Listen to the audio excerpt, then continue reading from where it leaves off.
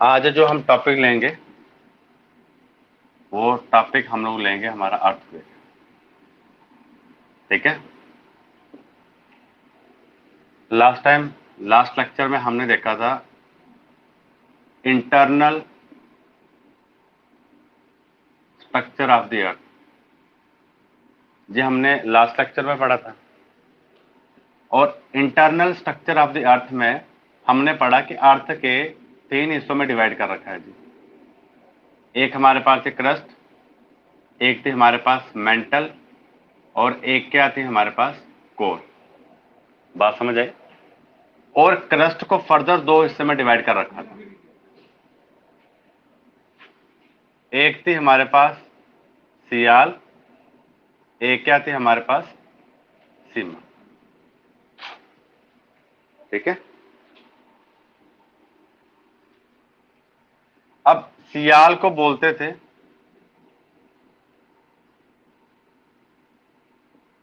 Granitic rock, और सीमा का बोलते थे हम लोग बसाल्टिक रॉक। राइट।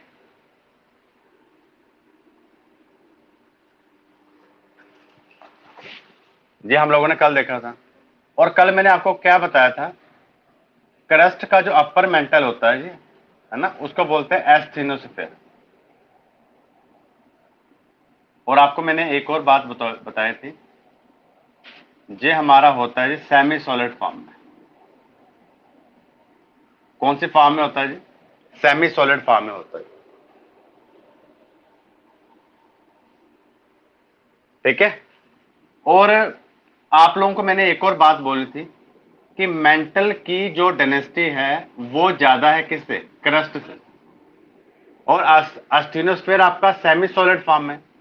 तो एक प्रकार से हमारी क्रस्ट जो है ना वो फ्लोट करती है किसके ऊपर? That float on the एस्टेनोस्फीयर। ये लास्ट लेक्चर का इंपॉर्टेंट पॉइंट था जी। हमारी जो क्रस्ट जो है ना, it floats on the एस्टेनोस्फीयर। This was very important point. इसकी जरूरत पड़ेगी अगर जब हम लोग पढ़ रहे होंगे हमारा अर्थक्वेक। ठीक है। अब मैं इसको साफ करूंगा और टॉपिक पे आऊंगा अर्थक्वेक। अर्थक्वेक बोले या भूकंप बोले, ये एक ऐसा एक्सपीरियंस है जो अक्सर हम लोगों को कभी ना कभी हुआ होगा। बात समझ आई, है ना।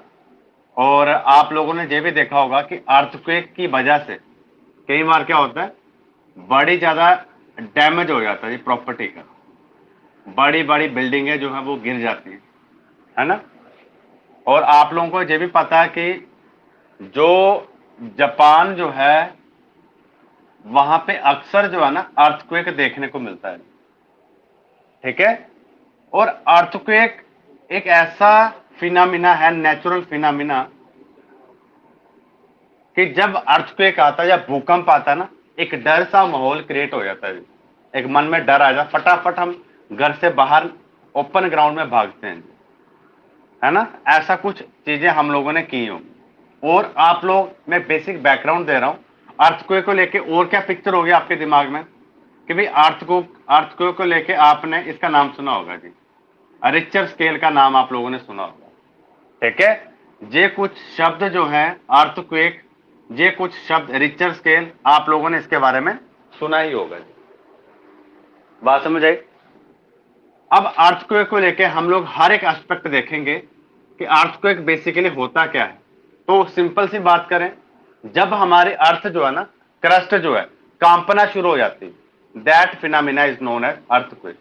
समझ आया। तो सिंपल भाषा में बात करें, the sudden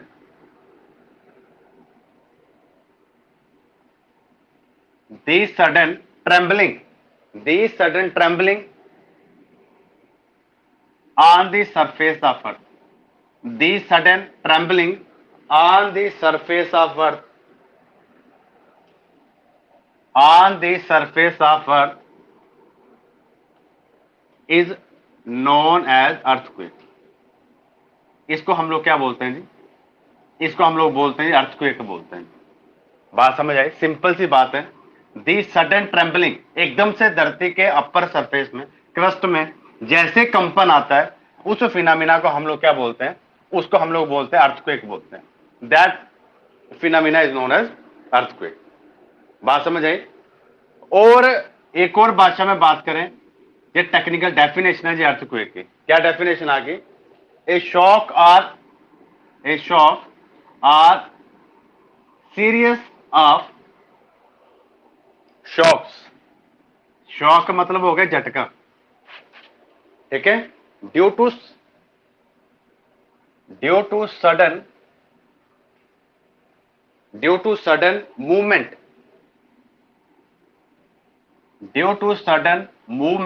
of crustal rocks,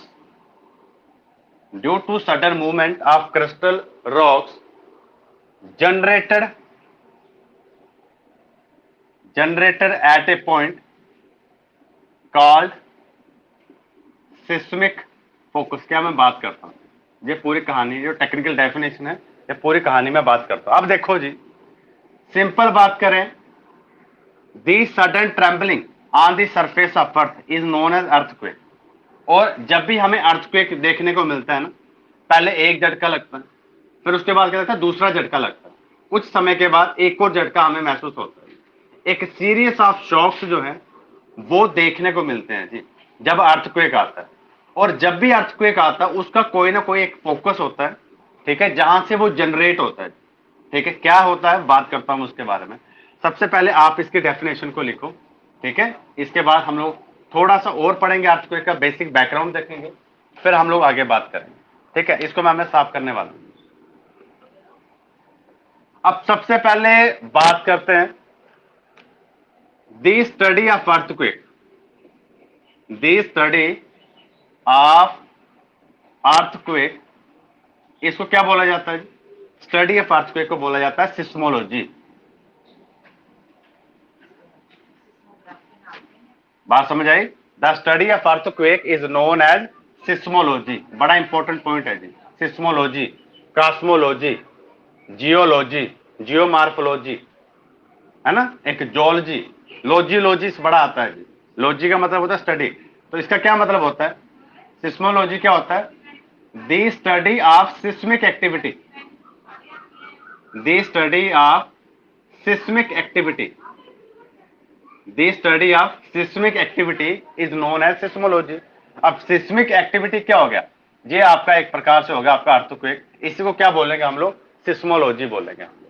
तो study of earthquake known as seismology, study of seismic activities, ठीक है। अगेन क्या बोलेंगे हम लोग? सिस्मोलॉजी बोलेंगे हम लोग। अब देखना जी, अब जब हम बात करते हैं अर्थक्वेक की, दो स्केल बड़े इंपॉर्टेंट हैं जी। एक का तो आपको पता ही है जी, एक को हम लोग बोलते हैं रिचर स्केल। क्या बोलते हैं हम लोग इसको? रिचर स्केल बोलते हैं। एक और स्केल बड़ा इंपॉर्टेंट है, इसको बोलते हैं हम लोग Mercalli scale. Two scales are related to earthquake. एक को हम लोग बोलते हैं रिचर स्केल, एक को हम लोग बोलते हैं Mercalli scale. One scale is known as Richter scale और दूसरा स्केल क्या आ गया हमारे पास? मर्केली स्केल आ गया। दूसरा स्केल आ गया हमारे पास मर्केली स्केल। अब जहां से क्वेश्चन आता है कि ये दोनों है क्या और दोनों की क्या इंपॉर्टेंस है, what are these and what are the importance of this, ठीक है। अब आप मुझे बताओ, रिचर स्केल को लेके आप लोग क्या समझते हो जी? आप लोग अब तक आप लोग क्या समझते हो? अगर कोई आपसे अपने, सबसे पहले मुझे बताओ कितने बंदों ने पहली बार सुना मर्केली स्केल को लेके? पहले ये बताओ।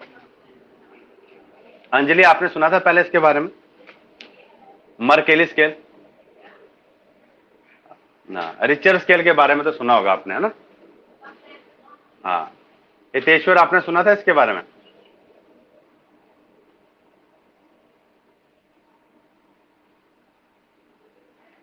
हाँ जी, हाँ जी, हाँ जी, सुना था आपने मर्केली स्केल?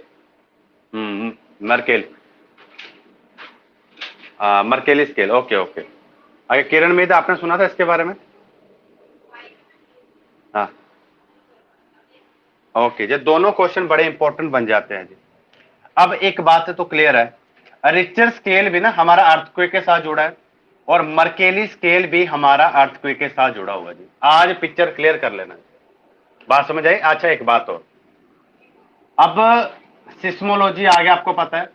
अब जिस इंस्ट्रूमेंट का हम लोग इस्तेमाल करते हैं, द इंस्ट्रूमेंट, याद रखना, the instrument use to measure earthquake, उसको बोलते हैं हम लोग सिस्मोग्राफ। उसको हम लोग क्या बोलते हैं? सिस्मोग्राफ। तो व्हाट इज सिस्मोग्राफ? सिस्मोग्राफ एक ऐसा इंस्ट्रूमेंट है जिसका इस्तेमाल किया जाता है अर्थक्वेक को मेजर करने के लिए। अब तक दो चीजें बड़ी important, what is seismology, point number 1, और दूसरा पॉइंट व्हाट इज सिस्मोग्राफ। तो seismograph is an instrument to measure earthquake, ये याद रखना। Seismograph is an instrument to measure earthquake, और seismology, study of earthquake, is known as seismology. ये भी आपको पता है जी। अब हम बात करते हैं रिचर स्केल और Mercalli scale. Both Richter scale as well as Mercalli scale is related to earthquake. ये पॉइंट दोनों क्लियर हो गए। अब आगे चलते हैं जी, बात क्या करते हैं हम लोग। अब एक पॉइंट याद रखना, इसके बाद मैं स्केल को लेके बात करता हूं। जो जहां भी हमारा अर्थक्वेक जनरेट होता है, कैसे जनरेट होता है वो हम लोग पढ़ेंगे। यहां पे आपका अर्थक्वेक जनरेट होता है ना, उसको बोलते हैं हम लोग फोकस। जब माने सिस्मिक फोकस बोलते हैं हम लोग। This is known as seismic focus. Seismic focus क्या हो गया? एक ऐसा point within the earth, एक ऐसा point, the point within the earth internal structure, earth के इंटरनल स्ट्रक्चर में, ठीक है, एक ऐसा point, the point within the earth, within the earth from where earthquake originate, यहां से हमारा अर्थक्वेक ओरिजिनेट होता ना, उस पॉइंट को हम लोग बोलते हैं सिस्मिक फोकस। बात समझ आई? और सिस्मिक फोकस के, और यहां से बिल्कुल परपेंडिकुलर ड्रा करो, यहां पे इस फोकस की वजह से, इस फोकस की वजह से कुछ एनर्जी लिबरेट होती है जी, एनर्जी जनरेट होती है, और जो एनर्जी सीधा अपने परपेंडिकुलर ट्रैवल करती है, और यहां पे अर्थ पे जे वेव्स पहुंचेगी, यहां पे झटका महसूस होगा, उस पॉइंट को हम लोग बोलते हैं एपिसेंटर। एपिसेंटर और एपिसेंटर और सिस्मिक फोकस बिल्कुल एक दूसरे के परपेंडिकुलर। एपिसेंटर क्या हो गया? एपिसेंटर एक ऐसा पॉइंट जहां पे एक ऐसा point on the earth surface, यहां पे आपकी सिस्मिक वेव्स बिल्कुल यहां पे क्या करती है? पहुंचती है जी। इंपैक्ट जनरेट जहां पे हुई, इंपैक्ट जहां पे देखने को मिला अर्थ क्रस्ट पे, इसको बोलते हैं हम लोग एपिसेंटर। याद रखना बच्चे, क्या बोलते हैं हम लोग इसको? एपिसेंटर। तो एपिसेंटर क्या हो गया? एपिसेंटर बिल्कुल परपेंडिकुलर फोकस के, यहां से वेव जनरेट हुई, यहां पे वेव पहुंची, जहां पे वेव पहुंची उस पॉइंट को हम लोग क्या बोलते हैं? एपिसेंटर बोलते हैं। तो एपिसेंटर और फोकस, फोकस यहां पे एनर्जी जनरेट होती है और यहां पे एनर्जी लिबरेट होती है। बात समझ आई? और एनर्जी जो है ना, जो जनरेट हुई, जैसे क्या मतलब होता है, सिंपल सी बात करें, सिंपल सी बात करें, जैसे मैंने ऐसे ताली बजाई ऐसे करके, साउंड वेव जनरेट हुई। अगर मैं ऐसे कोई रब करता हूं दो चीजों को, हीट एनर्जी लिबरेट हुई। तो जैसे मेरे ताली बजाने से एनर्जी लिबरेट होती है, ठीक वैसे ही अर्थ क्रस्ट के अंदर भी कुछ ऐसे प्रोसेस होते हैं, जैसे मैं बताऊंगा आपको। दो प्लेटें आपस में टकराएंगी, जब दो प्लेटें आपस में टकराएंगी there is liberation of energy, और जब यहां पे दो प्लेटें आपस में टकराएंगी, ठीक है, जहां से एनर्जी पैदा हुई उस पॉइंट को हम लोग बोलेंगे फोकस, और जहां पे जो एनर्जी जनरेट होके अर्थ क्रस्ट पे पहुंचेगी उस वाले पॉइंट को हम लोग बोलेंगे एपिसेंटर। यहां पे क्या बोलेंगे? एपिसेंटर। अब आपके दिमाग में क्वेश्चन आएगा, सर यहां पे भी वेव्स जनरेट होती हैं? तो आंसर होगा यस। यहां पे वेव्स को हम तीन कैटेगरी में डिवाइड करते हैं। एक को हम लोग बोलते हैं पी वेव्स, एक को हम लोग बोलते हैं एस वेव्स। पी मतलब प्राइमरी वेव्स, एस मतलब सेकेंडरी वेव्स, और एक और वेव होती है जिसको हम लोग बोलते हैं एल वेव्स। ये तीनों प्रकार की जो वेव्स हैं, ये हम लोग पढ़ेंगे अर्थक्वेक वाले टॉपिक्स में, और यहीं से आपके एग्जाम में आने के क्वेश्चन है जी। पी वेव, एस वेव, और क्या आ गया हमारे पास? L wave. और अर्थ क्रस्ट पे जिसकी वजह से नुकसान होता है वो वेव है आपकी एल वेव। वो कौन सी वेव है? L wave. Primary wave earth crust पे एक प्रकार से वार्निंग देने के लिए पहुंचती है। जो पहला झटका लगता है ना, वो पी वेव्स की वजह से लगता है। कैसे ट्रेवल करती हैं, इनके पास कितना एनर्जी होता है, कितने स्पीड के साथ ट्रेवल करती हैं, और ये किस मीडियम में ट्रेवल करती हैं, ये सब हम लोग देखेंगे हम लोग, ठीक है, तो कहने का मतलब क्या हो गया, यहां पे एनर्जी जनरेट होगी अर्थ क्रस्ट के अंदर, विद इन द अर्थ जहां पे एनर्जी जनरेट होगी उस पॉइंट को बोलेंगे हम लोग फोकस, और यहां से एनर्जी ट्रैवल करते हुए कहां पहुंचेगी, अर्थ क्रस्ट के ऊपर पहुंचेगी, उस पर्टिकुलर पॉइंट को हम लोग बोलेंगे एपी सेंटर बोलेंगे, उसको हम लोग बोलेंगे एपी सेंटर। ठीक है, अब चलेंगे हम लोग आगे बात करेंगे इसके बारे में। अब देखना जी, अब मैं क्या बात कर रहा हूं, अब मैं बात कर रहा हूं रिक्टर स्केल के बारे में। अब रिक्टर स्केल क्या है, रिक्टर स्केल एक ऐसा स्केल है, सुनना बच्चे ध्यान से, एक ऐसा मेजरमेंट है, यहां पे magnitude of earthquake is measure. Richter scale में क्या खास बात है, magnitude of earthquake is measure, magnitude of earthquake is measure. और मर्केली स्केल में क्या होता है जी, मर्केली स्केल में होता है intensity of earthquake is measure. ये याद रखना, दोनों में क्या फर्क है अभी क्लियर करता हूं। पहले आप देखो what do you mean by Richter scale and what do you mean by Mercalli scale. इसमें क्या आ गया, intensity of earthquake is measure. Mercalli scale क्या हो गया, intensity of earthquake is measure, और रिक्टर स्केल क्या हो गया आपका, magnitude of earthquake is measure. अब एक कदम और आगे चलूंगा फिर क्लैरिफाई करते हैं इसको। इसमें जो स्केल है ना वो हमारी 0 से शुरू होती है और 10 तक चलती है। ठीक है, आपका रिक्टर स्केल शुरू होता है आपका 0 से, और हमारा मर्केली स्केल जो है ना वो 1 से शुरू होता है, वो 12 तक जाता है।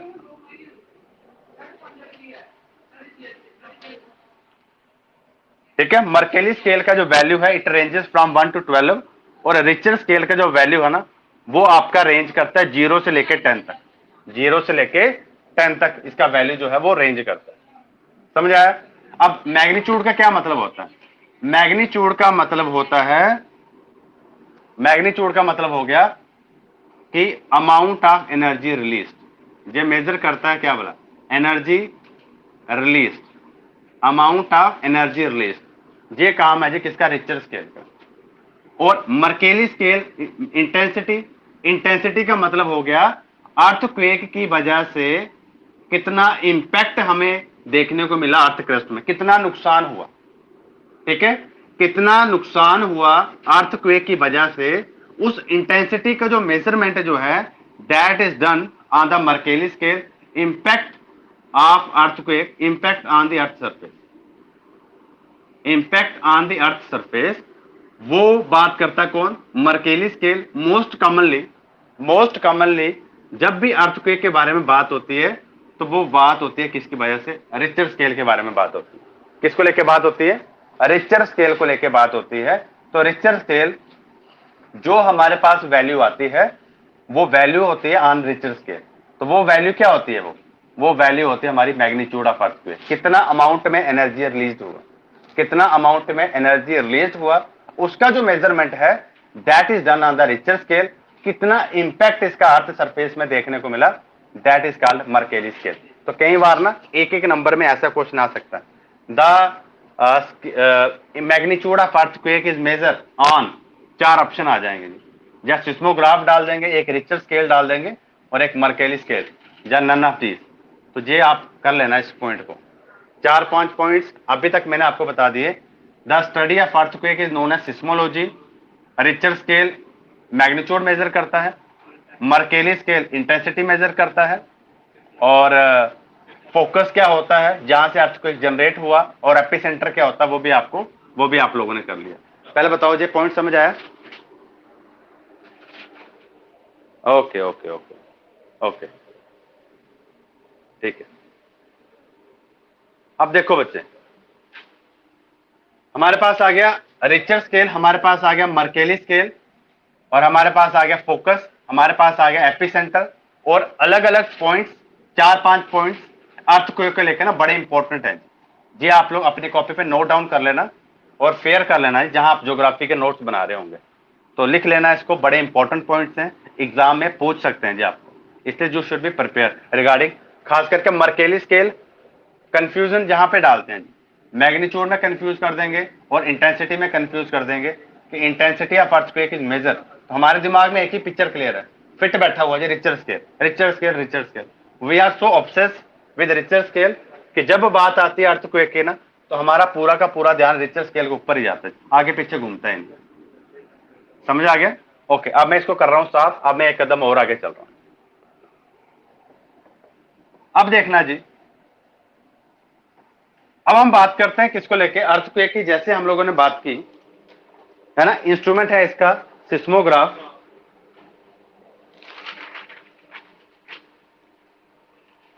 हाँ, अब देखना बच्चे, सिंपल सी बात करूंगा कि what are the causes of earthquake. What are the causes of earthquake. ठीक है बच्चे, यहां पे मैं थोड़ा सा आइडिया दूंगा आपको इसको लेके, प्लेट टेक्टोनिक थ्योरी को लेके बात करूंगा। प्लेट टेक्टोनिक थ्योरी को लेके क्या करूंगा, मैं बात करूंगा आपके साथ। अब देखना जी,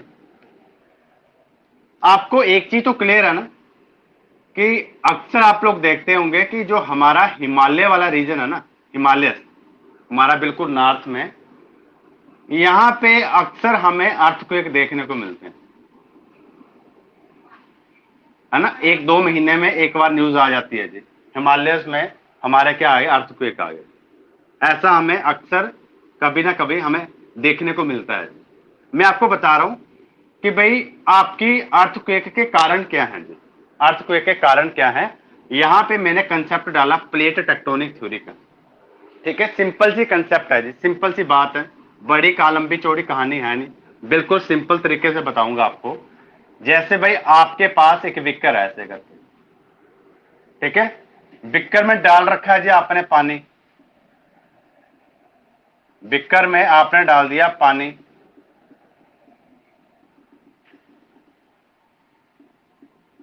ठीक है, और उस पानी के ऊपर मैंने डाल दी बर्फ का टुकड़ा डाल दिया जैसे करके। समझ आया? अब मैं क्या करूंगा, एक हथौड़ा लिया और बर्फ के टुकड़े के ऊपर मारा ऐसे करके, तो बर्फ का टुकड़ा जो होगा, बड़ा वाला टुकड़ा, छोटे छोटे हिस्से में टूट जाएगा।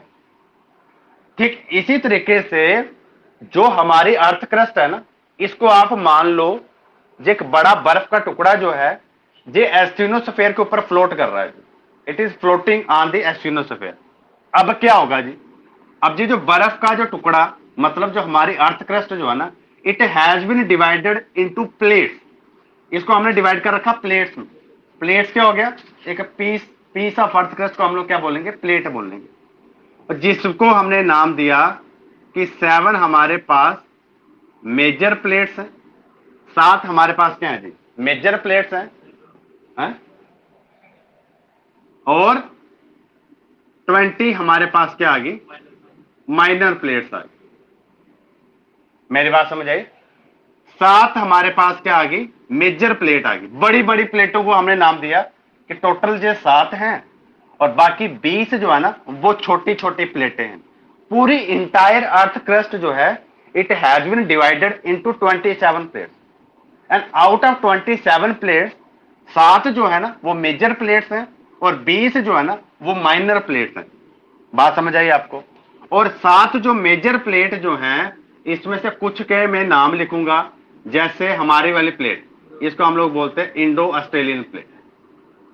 इसको हम लोग क्या बोलते हैं, इंडो ऑस्ट्रेलियन प्लेट। फिर ऊपर एक और प्लेट आ गई जिसको हम लोग बोलते हैं यूरेशियन प्लेट। क्या आ गई हमारे पास, यूरेशियन प्लेट। और एक हमारे पास क्या आ गई, नॉर्थ अमेरिकन प्लेट आ गई हमारे पास। एक हमारे पास क्या आ गई, साउथ अमेरिकन प्लेट आ गई हमारे पास। एक हमारे पास आ गई अफ्रीकन प्लेट। ठीक है, कितनी होगी, 5। एक हमारे पास क्या आ गई, पैसिफिक प्लेट। सबसे बड़ी प्लेट अगर कोई है तो वो क्या है जी, हमारी पैसिफिक प्लेट है। और उसके बाद एक और प्लेट आ गई जिसको हम लोग बोलते हैं अंटार्कटिक प्लेट। अंटार्कटिक प्लेट, ये 7 जो है ना, दीज 7 आर मेजर प्लेट। इसके अलावा 20 जो है वो माइनर प्लेट्स हैं। समझ आ गया? उसका इतना जिक्र नहीं किया जाता, जरूरत पड़ेगी तो मैं आपको लिखवाऊंगा। अभी आप ये समझो, जो हमारी इंटायर अर्थ क्रस्ट है ना, entire earth crust it has been divided into 7 major plates and 20 minor plates, और 7 मेजर प्लेट्स जो हैं इसके बारे में मैं आपको बताया। बात समझ आई?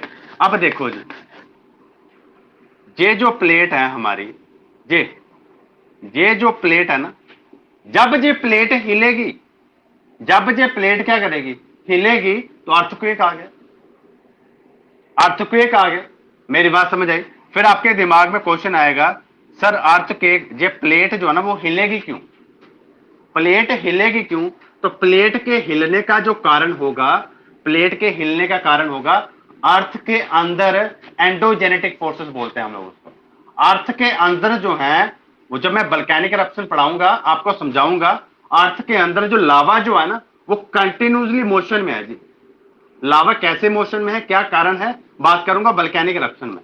तो क्या बोलूंगा, अभी आप सिर्फ एक लाइन याद रखना, due to endogenetic forces, endogenetic forces are those forces which are generated within the earth, जो अर्थ के अंदर क्या है जनरेट होती हैं और रिस्पॉन्सिबल हैं for the movement of this plate.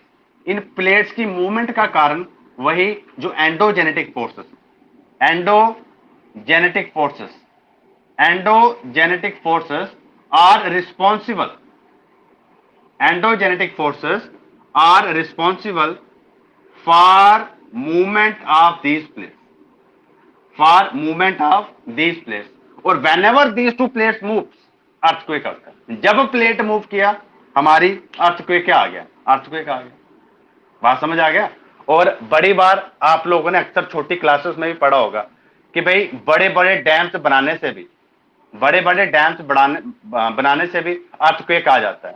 अगर आप बोरिंग करते हो, डीप बोरिंग करते हो, उसकी वजह से भी क्या आ जाता है, अर्थक्वेक आ जाता है।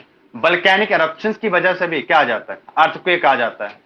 समझ आ गया? माइनिंग की वजह से भी क्या है, अर्थक्वेक आ जाता है। ठीक है? तो आज जो मैं एक छोटी सी क्लास लेनी थी, आज जो मैं पढ़ाना यहीं तक पढ़ाना था, कल इसके आगे कंटिन्यू करूंगा। तो बेसिकली आज मैं एक अनाउंसमेंट भी करना चाहता हूं कि एक तो काम दिया मैंने किरणमीत को, और एक काम दिया मैंने केशव को। आप आइडेंटिफाई कर लो, ठीक है, कौन कौन से बच्चे जो है वो रियली इंटरेस्टेड हैं।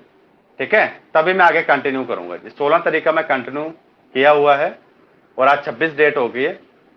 तो आप आइडेंटिफाई कर लो कि कौन कौन से बच्चे इंटरेस्टेड हैं। लड़कियों वाला काम दिया है किरणमीत को और लड़कों वाला काम दिया, हाँ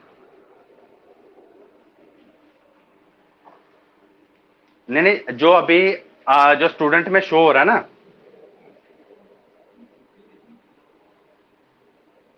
अगर आपके कांटेक्ट में कोई होगा तो उसका नंबर सेव करके हम,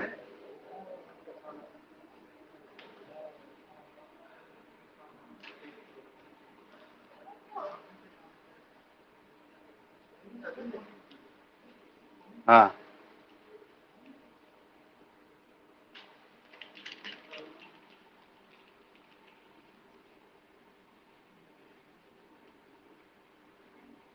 अच्छा चलो, मैं अभी आपके इसी बोल देता हूं कि जो जो इंटरेस्टेड है वो जस्ट लिख दे इधर ग्रुप में, चैट बॉक्स में लिख दे जस्ट। ठीक है? तो बाकियों जो जिसका मैसेज नहीं आएगा तो उसको मैं रिमूव कर दूंगा। होगा इंटरेस्टेड तो मुझे बाद में बता देगा। ठीक है? वो ठीक। हाँ, तो ऐसे क्या फायदा है। हाँ ओके, फिर ओके। बिल्कुल इसकी प्लेस की वजह से हुआ, मैं पढ़ाऊंगा उसके बारे में। ठीक है? जब लैंडफॉर्म्स ऑफ द अर्थ पढ़ाऊंगा उसकी वजह से। और माउंटेन का जो माउंटेन बिल्डिंग प्रोसेस है that is still going on.